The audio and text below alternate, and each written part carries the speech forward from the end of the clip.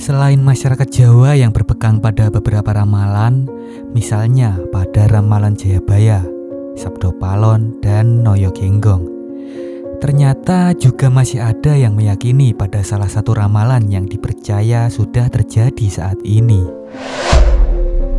Ramalan atau pesan yang telah diungkapkan oleh Prabu Siliwangi. Prabu Siliwangi adalah raja terakhir yang memimpin kerajaan Pajajaran pada tahun 1567 sampai 1579 Masehi. Pesan yang disampaikan oleh Prabu Siliwangi biasa disebut oleh masyarakat Sunda sebagai Uga Wangsit Prabu Siliwangi. Prabu Siliwangi banyak dibincangkan akhir ini karena pesan atau ramalan yang pernah diucapkannya. Konon Sang Prabu sudah pernah menggambarkan tentang apa yang akan terjadi di zaman mendatang. Di penghujung tahun 2022, terbukti bumi Nusantara dilanda musibah yang tidak pernah diduga dan tak sedikit pun orang tahu. Lantas, ramalan atau pesan apa yang pernah disampaikan oleh Prabu Siliwangi? Mari simak ceritanya sampai akhir agar tidak menimbulkan salah paham.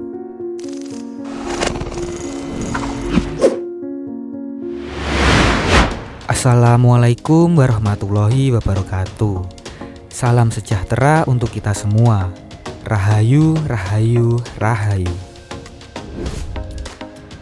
Saya Bibi, dan sebelum masuk pada pembahasan, untuk kalian yang baru pertama kali menonton di GOP Production, channel ini membahas tentang sejarah, mitos, pengetahuan, dan sejenisnya.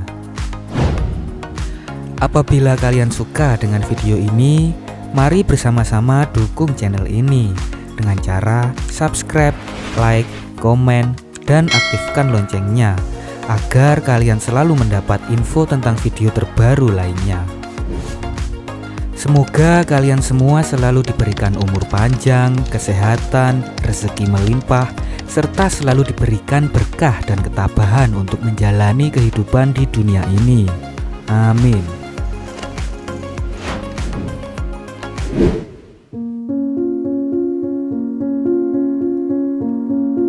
Prabu Siliwangi merupakan seorang penguasa Sunda Galuh yang mendapatkan gelar Sri Baduka Maharaja Ratu Haji yang berada di Pakuan Pajajaran, Sri Sang Raru Dewata. Nama Prabu Siliwangi memiliki makna khusus bagi masyarakat Tatar Sunda. Nama tersebut dianggap sebagai suatu kebanggaan bagi masyarakat Sunda, di mana Prabu Siliwangi memimpin kerajaan hingga mencapai masa gemilang. Terdapat beberapa perbedaan mengenai asal-usul nama Siliwangi. Bahwasanya Prabu Siliwangi bukan semata-mata nama asli, melainkan sebuah gelar yang disematkan pada para raja pemimpin kerajaan Sunda. Banyak masyarakat juga yang telah mengakui hal itu. Terdapat sedikitnya 4 raja yang dianugerahi gelar tersebut. Di antaranya adalah Lingga Buana, Niskalawatu Kencana, Sri Baduka Maharaja, dan Surawisesa. Para raja tersebut mendapatkan gelar Prabu Siliwangi atas jasa dan upayanya dalam mengarungi dunia perekonomian baru yang bergerak di bidang perdagangan agraris. Selain itu, ada juga tanggapan yang mengatakan bahwa gelar Prabu Siliwangi disematkan pada tiap-tiap raja yang menduduki pemerintahan kerajaan Pajajaran. Pendapat lain mengenai Siliwangi adalah gelar yang hanya disematkan pada satu orang. Orang tersebut tidak lain adalah Prabu Jayadewata yang bergelar Sri Baduka Maharaja Ratu Haji. Gelar tersebut didapat karena beliau berhasil dinobatkan sebanyak 2 kali dari sang ayah, Prabu Dewa Niskala, tatkala menerima tahta kerajaan Galuh. Tahta kedua ia peroleh dari sang mertua, Susuk Tunggal, yaitu tahta kerajaan Sunda. Dengan demikian, Prabu Jayadewa adalah penguasa resmi kerajaan Galuh Sunda yang dinobatkan dengan gelar Sri Baduka Maharaja Ratu Haji. Konon masyarakat segan dan tidak diperbolehkan untuk memanggil raja dengan sebutan gelar lengkapnya. Maka dari itu muncullah nama yang lebih populer, yaitu Prabu Siliwangi. Siliwangi berasal dari kata silih yang artinya sebagai pengganti dan wewangi. Arti lengkapnya dapat dinyatakan sebagai pengganti Prabu Wangi. Nama Prabu Wangi tersebut juga merupakan julukan yang disematkan kepada Prabu Maharaja setelah beliau berhasil mewakilkan kerajaan Sunda yang menjadi kebanggaan masyarakat Sunda melalui prestasi dan kemasyhuran yang berhasil diraihnya. Prabu Siliwangi ternyata pernah menggambarkan sebuah musibah yang akan terjadi di Nusantara ini. Percaya atau tidak, kejadian tak terduga tersebut sudah pernah terjadi. Saat itu Prabu Siliwangi berpesan kepada warga Pajajaran yang ikut mundur di waktu beliau sebelum menghilang atau muksa.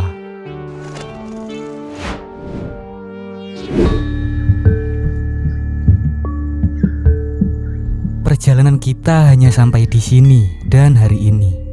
Walaupun kalian semua setia padaku, tapi aku tidak boleh membawa kalian dalam masalah ini, membuat kalian susah, ikut merasakan miskin dan lapar. Kalian boleh memilih untuk hidup ke depannya nanti, agar besok lusa kalian hidup senang, kaya raya, dan bisa mendirikan lagi Pajajaran. Bukan Pajajaran saat ini, tapi Pajajaran baru yang berdiri oleh perjalanan waktu. Pilihlah, aku tidak akan melarang. Sebab untukku tidak pantas jadi raja yang rakyatnya lapar dan miskin. Dengarkan, yang ingin tetap ikut denganku cepat memisahkan diri ke selatan. Yang ingin kembali lagi ke kota yang ditinggalkan cepat memisahkan diri ke utara. Yang ingin berbakti kepada raja yang sedang berkuasa cepat memisahkan diri ke timur. Yang tidak ingin ikut siapa-siapa cepat memisahkan diri ke barat. Lalu Prabu Siliwangi berkata kepada mereka yang sudah berkumpul, dengarkan, kalian yang di timur harus tahu, kekuasaan akan turut dengan kalian, dan keturunan kalianlah nanti yang akan memerintah saudara kalian dan orang lain. Tapi kalian harus ingat, nanti mereka akan memerintah dengan semena-mena. Akan ada pembalasan untuk semua itu. Silahkan pergi. Kalian yang berada di sebelah barat, carilah oleh kalian Ki Santang, sebab nanti keturunan kalianlah yang akan mengingatkan saudara kalian dan orang lain. Ke saudara sedaerah, ke saudara yang akan datang sependirian, dan semua yang baik hatinya. Suatu saat nanti, apabila tengah malam dari Gunung Halimun terdengar suara minta tolong, itu adalah tandanya. Semua keturunan kalian dipanggil oleh yang mau menikah di Lebak Cawene. Jangan sampai berlebihan, sebab nanti telaga akan banjir. Silahkan pergi, ingat, jangan menoleh ke belakang. Kalian yang di sebelah utara, dengarkan. Kota tak akan pernah kalian datangi. Yang kalian temui hanya padang yang perlu diolah. Keturunan kalian kebanyakan akan menjadi rakyat biasa. Adapun yang menjadi penguasa tetap tidak mempunyai kekuasaan. Suatu hari nanti akan kedatangan tamu. Banyak tamu dari jauh, tapi tamu yang menyusahkan. Waspadalah. Semua keturunan kalian akan kukunjungi, tapi hanya pada waktu tertentu dan saat diperlukan. Aku akan datang lagi, menolong yang perlu, membantu yang susah, tapi hanya mereka yang bagus perangainya. Apabila aku datang tak akan terlihat. Apabila aku berbicara tak akan terdengar. Memang aku akan datang, tapi hanya untuk mereka yang baik hatinya, mereka yang mengerti dan satu tujuan. Yang mengerti tentang harum sejati juga mempunyai jalan pikiran yang lurus dan bagus tingkah lakunya. Ketika aku datang, tidak berupa dan bersuara, tapi memberi ciri dengan wewangian. Semenjak hari ini, Pajajaran hilang dari alam nyata. Hilang kotanya, hilang negaranya. Pajajaran tidak akan pernah meninggalkan jejak, selain nama untuk mereka yang berusaha menelusuri. Sebab bukti yang ada akan banyak yang menolak. Tapi suatu saat akan ada yang mencoba supaya yang hilang bisa ditemukan kembali.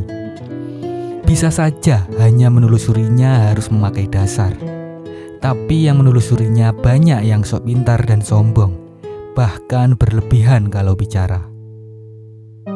Suatu saat nanti akan banyak hal yang ditemui sebagian-sebagian, sebab terlanjur dilarang oleh pemimpin pengganti. Ada yang berani menelusuri terus-menerus, tidak mengindahkan larangan, mencari sambil melawan, melawan sambil tertawa. Dialah anak gembala, rumahnya di belakang sungai, pintunya setinggi batu, tertutupi pohon handelium dan hanjuang. Apa yang dia gembalakan? Bukan kerbau, bukan domba, bukan pulau harimau atau banteng, tetapi ranting daun kering dan sisa potongan pohon. Dia terus mencari, mengumpulkan semua yang dia temui, tapi akan menemui banyak sejarah atau kejadian. Selesai zaman yang satu, datang lagi satu zaman yang jadi sejarah atau kejadian baru. Sehingga setiap zaman membuat sejarah. Setiap waktu akan berulang itu dan itu lagi. Dengarkan, yang saat ini memusuhi kita akan berkuasa hanya untuk sementara waktu. Tanahnya kering, padahal di pinggir sungai Cibenteun dijadikan kandang kerbau kosong. Nah, disitulah sebuah negara akan pecah. Pecah oleh kerbau bule yang digembalakan oleh orang yang tinggi dan memerintah di pusat kota. Semenjak itu, raja-raja dibelenggu. Kerbau bule memegang kendali, dan keturunan kita hanya jadi orang suruhan. Tapi kendali itu tak terasa sebab semuanya serba dipenuhi dan murah serta banyak pilihan. Semenjak itu, pekerjaan dikuasai monyet. Suatu saat nanti keturunan kita akan ada yang sadar, tapi sadar seperti terbangun dari mimpi. Dari yang hilang, dulu semakin banyak yang terbongkar, tapi banyak yang tertukar sejarahnya. Banyak yang dicuri bahkan dijual. Keturunan kita banyak yang tidak tahu bahwa zaman sudah berganti. Pada saat itu geger di seluruh dunia. Pintu dihancurkan oleh mereka para pemimpin, tapi pemimpin yang salah arah. Yang memerintah bersembunyi, pusat kota kosong, kerbau bule kabur, negara pecahan diserbu monyet. Keturunan kita enak tertawa, tapi tertawa yang terpotong, sebab ternyata pasar habis oleh penyakit. Sawah habis oleh penyakit, tempat padi habis oleh penyakit, kebun pun habis oleh penyakit, perempuan hamil oleh penyakit. Semuanya diserbu oleh penyakit. Keturunan kita takut oleh segala yang berbau penyakit. Semua alat digunakan untuk menyembuhkan penyakit, sebab sudah semakin parah. Yang mengerjakannya masih bangsa sendiri. Banyak yang mati kelaparan. Semenjak itu, keturunan kita banyak yang berharap bisa bercocok tanam sambil sok tahu membuka lahan. Mereka tidak sadar bahwa zaman sudah berganti cerita lagi. Lalu sayup-sayup dari ujung laut utara terdengar gemuruh. Burung menetaskan telur, riuh seluruh bumi.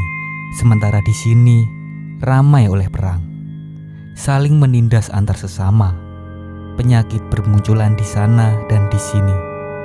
Lalu keturunan kita mengamuk tanpa aturan. Banyak yang mati tanpa dosa. Jelas-jelas musuh dijadikan teman. Yang jelas-jelas teman dijadikan musuh. Mendadak banyak pemimpin dengan caranya sendiri. Yang bingung semakin bingung. Banyak anak kecil sudah menjadi bapak. Yang mengamuk tanpa berkuasa, mengamuk tanpa pandang bulu. Yang putih dihancurkan, yang hitam diusir. Kepulauan ini semakin kacau, sebab banyak yang mengamuk. Tidak beda dengan tawon, hanya karena dirusak sarangnya. Seluruh nusa dihancurkan dan dikejar. Tetapi ada yang menghentikan. Yang menghentikan adalah seorang seberang. Lalu berdiri lagi penguasa yang berasal dari orang biasa, tapi memang keturunan penguasa dahulu kala, dan ibunya adalah seorang putri Pulau Dewata.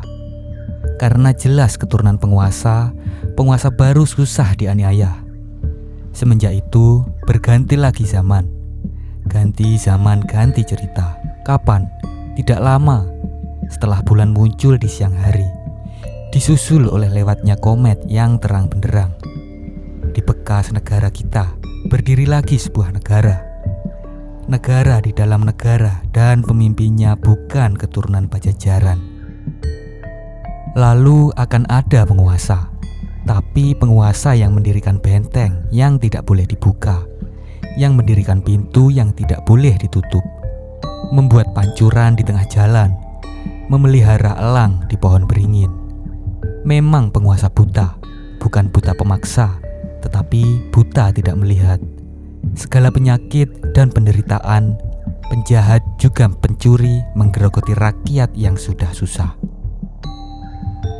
Sekalinya ada yang berani mengingatkan, yang diburu bukanlah penderitaan itu semua, tetapi orang yang mengingatkannya. Semakin maju, semakin banyak penguasa yang buta tuli, memerintah sambil menyembah berhala. Lalu anak-anak muda salah pergaulan. Aturan hanya menjadi bahan omongan, karena yang membuatnya bukan orang yang mengerti aturan itu sendiri. Wajar saja bila kolam semuanya mengering, pertanian semuanya pusuh, bulir padi banyak yang diselewengkan, sebab yang berjanjinya banyak tukang bohong. Semua diberangus janji-janji belaka. Terlalu banyak orang pintar, tapi pintar keblinger. Pada saat itu datang pemuda berjanggut. Datangnya memakai baju serba hitam sambil menyanding sarung tua, membangunkan semua yang salah arah, mengingatkan pada yang lupa, tapi tidak dianggap. Karena pintar keblinger, maunya menang sendiri. Mereka tidak sadar langit sudah memerah, asap mengepul dari perapian. Alih-alih dianggap, pemuda berjanggut ditangkap, dimasukkan ke penjara. Lalu mereka mengacak-acak tanah orang lain, beralasan mencari rusuh, tapi sebenarnya mereka sengaja membuat permusuhan. Waspadalah, sebab mereka nanti akan melarang untuk menceritakan Pajajaran, sebab takut ketahuan bahwa mereka yang jadi gara-gara selama ini. Penguasa yang buta semakin hari semakin berkuasa melebihi kerbau bule. Mereka tidak sadar zaman manusia sudah dikuasai oleh kelakuan hewan. Kekuasaan penguasa buta tidak berlangsung lama, tapi karena sudah kelewatan menyengsarakan rakyat yang sudah berharap agar ada mukjizat datang untuk mereka, penguasa itu akan menjadi tumbal untuk perbuatannya sendiri. Kapan waktunya? Nanti, saat munculnya anak gembala. Di situ akan banyak huru-hara yang bermula di satu daerah, semakin lama semakin besar, meluas di seluruh negara, yang tidak tahu menjadi gila dan ikut-ikutan menyerobot dan bertengkar. Dipimpin oleh pemuda gendut, sebabnya bertengkar, merebutkan tanah. Yang sudah punya ingin lebih, yang berhak meminta bagiannya. Hanya yang sadar pada diam, mereka hanya menonton, tapi tetap terbawa-bawa. Yang bertengkar lalu terdiam dan sadar, ternyata mereka memperebutkan pepesan kosong, sebab tanah sudah habis oleh mereka yang punya uang. Para penguasa lalu menyusup, yang bertengkar ketakutan kehilangan negara. Lalu mereka mencari anak gembala, yang rumahnya di ujung sungai yang pintunya setinggi bambu, yang rimbun oleh pohon endelium dan hanjuang. Semua mencari tumbal, tapi pemuda gembala sudah tidak ada. Sudah pergi bersama pemuda berjanggut, pergi membuka lahan baru di Lebak Cawene. Yang ditemui hanya gagak yang berkoar di dahan mati. Dengarkan, zaman akan berganti lagi. Tapi nanti setelah gunung gede meletus, disusul oleh 7 gunung, ribut lagi seluruh bumi. Orang Sunda dipanggil-panggil, orang Sunda memaafkan. Baik lagi semuanya. Negara bersatu kembali. Nusa jaya lagi. Sebab berdiri Ratu Adil yang sejati. Tapi ratu siapa? Dari mana asalnya sang ratu? Nanti juga kalian akan tahu. Sekarang cari oleh kalian pemuda gembala. Silahkan pergi. Ingat, jangan menoleh ke belakang. Demikian info yang bisa saya sampaikan. Apabila masih terdapat banyak kesalahan, saya mohon maaf yang sebesar-besarnya. Jika kalian punya pemikiran lain, berikan pendapat kalian di kolom komentar. Silahkan tonton dan nikmati video lainnya hanya di GOP Production. Pastinya lengkap. Dan jika ada di antara kalian yang ingin request cerita yang lain, silahkan tulis di kolom komentar. Semoga setelah menonton video ini, kita bisa lebih waspada agar kehidupan kita jauh menjadi lebih baik dan nantinya bisa bermanfaat untuk orang-orang sekitar. Terima kasih sudah meluangkan waktunya untuk menonton. Wassalamualaikum warahmatullahi wabarakatuh.